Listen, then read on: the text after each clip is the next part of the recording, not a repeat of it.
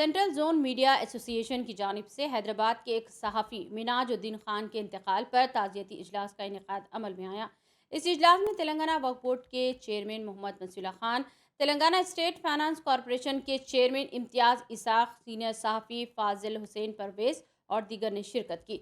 इस मौके पर इम्तियाज़ इसाक ने खिताब करते हुए तयक़ुन दिया कि मरहूम सहाफ़ी मिनहाजुद्दीन खान के बेवा और इनके अरकान ख़ानदान की फाइनेंस कॉरपोरेशन की जानिब से मदद की जाएगी। उन्होंने कहा कि एक सिलवाई की मशीन भी देने का ऐलान किया, जबकि मोहम्मद मसीउल्लाह खान ने मोहम्मद मिनहाजुद्दीन खान के लड़के की 10वीं जमात की तालीमी अखराजात को बर्दाश्त करने का तयक़ुन दिया और दूसरे सहाफ़ी भी मौजूद थे।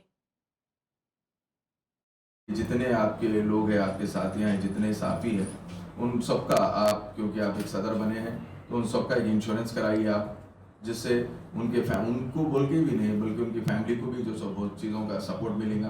कम से कम मैं एक 5 आदमी का इंश्योरेंस मेरे तरफ से आपको करता हूँ, और जितने लोगों से आप ये चीज़ की मदद ले सकते हैं लीजिए।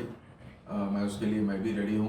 मेरे तरफ से मैं सोचा था कि मीना साहब के लड़के के लिए 10,000 रुपये, और जितनी उनकी तालीम है 10th तक की तालीम की जिम्मेदारी मेरी है। रही बात माइनॉरिटी फाइनेंस कॉर्पोरेशन से, जो मुझसे बल बनता है, फैमिली का कोई एक मेंबर अगर मेरे पास आता है, जो रूल्स है उसमें कुछ मैं कर सकता हूँ तो इमीडिएट जल्द से जल्द करवाऊँगा।